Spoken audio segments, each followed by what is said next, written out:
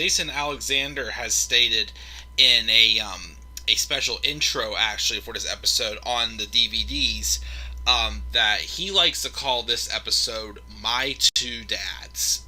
It's called the Handicap Spot, but it was an unknown fact, of course, that this is the first episode in which we see the on-screen appearance of George's father, Frank Costanza. We met his mother, Estelle Costanza. Her first episode was in The Contest, but this is where we first meet Frank Costanza. Now, originally, Frank Costanza was played by John Randolph, who Jason Alexander has said that he actually worked with him in a show on Broadway, some Neil Simon show, and John Randolph actually played his grandfather. So it's pretty cool seeing them, come full circle. Now in this episode, it was meant to establish that early on, Estelle was supposed to be the one who wore the pants in the family. And I think John Randolph being more of like the funny thing is his character came across as more soft-spoken. Like, as far as the idea of Estelle wearing the pants in the family, John Randolph fit that picture. Of course, so the following season, when they were going to bring back Frank Costanza, Larry David couldn't remember if John just wasn't available or if they decided just to cast a different actor for Frank Costanza.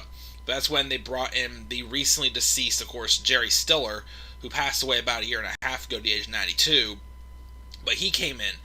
And although John did a good job playing the role that they were going for, in the long term, Frank Costanza, I think, was the best compliment to Estelle Harris. Jerry Stiller, I think. And it's funny because Jason Alexander talks about there was a scene in the Handicap Spot where he bonks, where John Randolph added like a bonking George on the head and he smacked his head off the thing, implying that, even though soft-spoken, John Randolph seems very like a soft guy, he was a little rough when he did the bang. Jerry Stiller, though, even though with the more aggressive voice than John Randolph, he was like the gentlest man, and Jason the whole time telling him, come on, give it to me, when you push it on my head. But, and funny enough also, Jerry Stiller told a story in The Inside Look where John Randolph was kind of like someone who kind of like inspired him and whatnot. He was very moved by a performance he did one time. He actually sat down and talked to Randolph for a little bit about how he wanted to become an actor and whatnot. And years later, he ends up replacing him on a show, as he says. But it's kind of the backstory with all that. Usually I say the backstory stuff for last, but let's get into the actual episode, The Handicap Spot, or again, as Jason Alexander likes to call it, My Two Dads. So the episode starts. They're in Jerry's apartment, and George starts saying something to Elaine about how he thinks super attractive women walk faster or something. That's a very side note thing. It doesn't really matter because George didn't meet any women in this episode. But the storyline here was that the four of them were getting ready to go to an engagement party for Scott Drake, or they called him the Drake. Everybody loved the Drake except for George. George did not like the Drake. Hate the Drake. So they were saying what each were going to get for them as an engagement gift. And of course George is saying like, oh, you gotta get engagement gifts, and we're going to have to give them wedding gifts, and they're going to have kids, so we're going to have to get the kids gifts. Like, what's all these gifts that we have to get? So finally the four of them decide they'll go for a ride to the shopping mall, and they'll pitch in and get something for, and like split it amongst the four of them. So of course they needed a car though to fit something big in for all of them. But Kramer's car was the best choice, but his car wasn't running. So then they said they would ask George if they could use his father's car. At first he's like no, because his father's car was parked in like the perfect spot that his father loved. But then they said, well, why don't you drive your car? You park your spot where your father's car is, and that way he can save it. Then we'll put it back there when we get back. So that's what they did. They go to the shopping mall, and they can't find a spot to park. Well, Kramer, who's just like, come on, who's going to know? Or what's the worst that could happen, basically, type of person. Like, for example, back in the parking garage episode, whenever he talks Jerry and George into, when they had to go to the bathroom, just going in a corner, and they get busted, here's Kramer again doing the same thing. It's like, just park in a handicap spot. And he's like, who's going to actually use it? The handicap people actually drive. And it's like, well, yeah, it's there for a reason. So finally, he talks them into it. And they park in a handicap spot. They go into the mall, and they buy the Drake and the Drakette, as they call Allison, a big screen TV. They came back, and there was people surrounding his car. There was an ambulance by the car. And they said, what's going on? And they said some jerk parked his car in a handicap spot. The jerk, of course, being George. Though it was Kramer's fault. And I guess there was a handicapped woman who had to park at the other lot. She was trying to get up a hill, and her brakes gave out, and she crashed, getting badly injured. And there was people surrounding the car saying, let's smash, let's beat up the car. And George is standing in the background going pain, like, oh, what are we going to do? What are we going to do? It's my father's car. So, of course, they went to a restaurant and tried to decide what to do. Same time, their TV, which they end up not needing to bring George's father's car because the TV was going to get delivered. And they could have brought just one of their cars to still, just get their door without having to put in something big in the car. So then they decided, maybe we'll give them a few minutes. If not, go there. We'll distract them. If not, then they'll give the keys to Kramer. He can take it. Or they also first said maybe Elaine should take it. She's a woman, but it's like, I can still get attacked as a woman. So they wait a little bit, and they end up going out. Everybody was gone, but they beat the absolute crap out of the car. And Jerry has gone on to say that they didn't really have a line for that moment, but they had to improvise something to really, get a good chuckle out of it. But it was like a hit or miss situation. And he uses the line, one of these scratches will buff out. And of course that got a good pop for the crowd.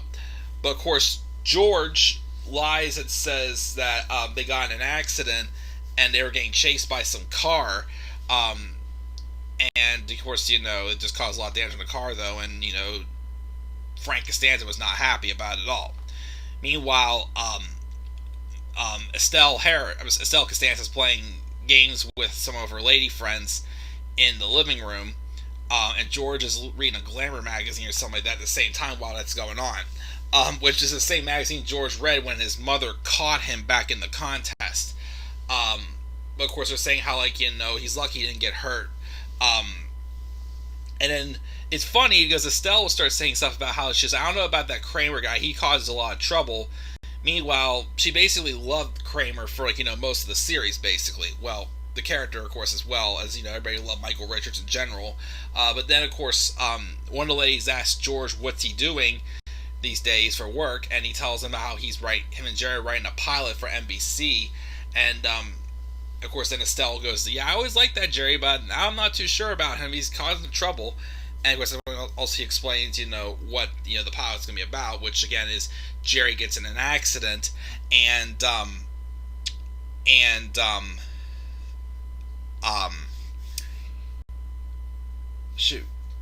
Jerry gets in the accident, and the guy who hits him has no insurance, so he sentences him to be Jerry's butler. So someone joked like, oh, that's basically what's going on here, basically, except at the time George was not forced to become his father's butler. Meanwhile, Kramer went to the hospital to see the handicapped lady, and her name's Lola, and he fell in love with her. But the handicap chair was her wheelchair was totaled, which apparently was bad anyway since the brakes had given out, so they had to go buy her a new chair. So George and Kramer went to take care of that. Since they missed a party, Jerry and Elaine got invited over to go out to dinner with the Drake and his wife, his fiance. So they go to so Kramer and George go to buy new wheelchair, and all the best ones are expensive, and of course George, being as cheap as he is, wanted something that's pretty cheap. They end up buying a $240 wheelchair. The best one they had there was $6,200. They end up buying one for $240. That's the same amount that Grossbard had owed Kramer back in the airport, if I should make that reference. And then Jerry and Elaine go to meet the Drake and Allison for dinner. They go to their apartment. They walk in. They're watching the big screen TV to find out they just split up. So they awkwardly walked out of the apartment, even though they want that TV back. Because, obviously since the wedding's off, it's like, like the next day, it's like, they should be giving us that TV, that big screen TV back, which was playing beautiful picture. And then during his United Volunteers meeting, right when he was receiving like a silver medal or something, like a silver honor or something, the police came in and found that the car that was in the handicap spot belonged to Frank Costanza. So they arrested him, and then apparently when he got back, he chased down George with a baseball bat, and since George couldn't really pay him back for the damages, they continued on because of the joke earlier. Frank Costanza made his own son George his butler, and so he was doomed. Meanwhile, Jerry and Elaine are beginning to hate the Drake. And earlier they loved the Drake, now they hate the Drake. George, though, finds out, of course, that they'd split up, so he's like, we can get the TV back, get our money back. Of course, then they say, no, they didn't get the TV back. And Elaine calls Allison, and Allison said she had given all their gifts away to charity. So they gave the TV to charity. So obviously they're upset because they wanted the TV back to get their money back, since it literally was like, it's like you took the gifts and ran, basically. But then George was over at his parents doing work and then also Kramer had walked back before he gets there. Kramer walked back into the apartment, and apparently Lola had dumped him, saying he wasn't good looking enough, told him to drop dead. And then of course Jerry finds out also that the wheelchair was cheap. They got him. It was slightly used. And then we see Lola going down the hill, and the brakes gave out yet again, and she got into, unfortunately, another accident. Which led to when George, fast forward what I was about to talk about, when George was at his parents' house helping his father do some stuff, being his butler, he receives a call, since he's part of the United Volunteers group. He was told about this, which of course he didn't know that it was the same woman that caused the accident for George. He was told that there was a lady who had an accident, and they got him and she was given a used wheelchair with effective brakes. So as like a kind of like a little bit of like a sympathy gift to help her feel better, he said, "I need you to go pick up this big screen TV," which George realizes, the big screen TV, used as an excuse. Since to pose as the United Volunteers to go pick up the big screen TV from Allison, and then of course him, Kramer, Jerry, and George rented a truck to return the big screen TV at the shopping mall. Of course, once again, George could not find a spot to park, so Kramer is suggesting, why don't you park in front of that fire hydrant? And they say they can't do that. So what's the worst that could happen? Look at each other, and as the episode ends, it's like, what happened last time? So once again, Kramer just constantly saying, like, it's like you're tired of following rules, and then he convinces them not to follow the rules, and then they get in big trouble because of him. That's the Handicap Spot. Again, the debut episode of Frank Costanza. It's a pretty good episode, I gotta say, also. Next one, I think, is a very well-known episode. It is a favorite, I'll be honest, and it is very well-known, of course, as well. Of course, it has...